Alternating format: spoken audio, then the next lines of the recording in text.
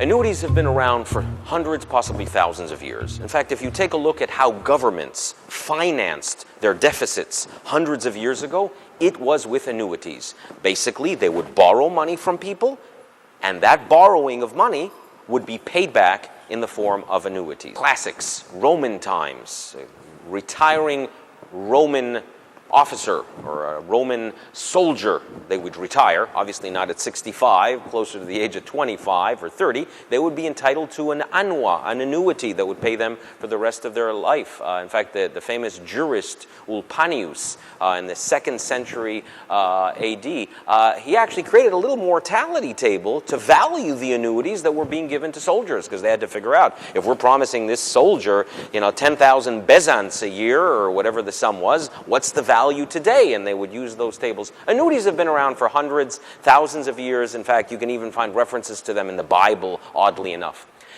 Modern annuities obviously are sold by insurance company, not by governments, and certainly not by Roman officers. Modern annuities have embellishments. They're tied to the stock market. Many of them are tied to other financial indices. There are some annuities that are only options to annuitize, meaning at some point you can turn it into an annuity. But they've been around for a very long time, and the reason they've been around is because of the very powerful idea of pooling.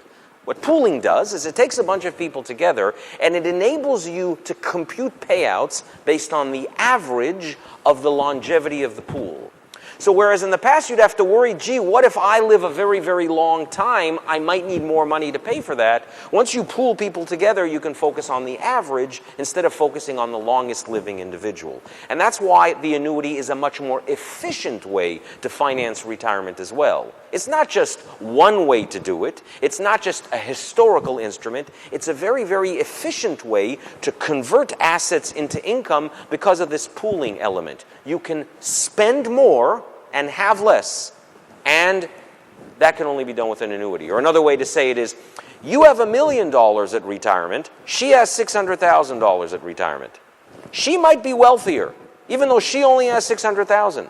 You have $1 million. She has $600,000, but she takes her $600,000 and she annuitizes it, meaning that she gets a lot more income than you can get with your $1 million, because what you're doing it's in the bank, you're rolling it over at an interest rate, you're drawing it down. Much more efficient use of her retirement nest egg, higher levels of income.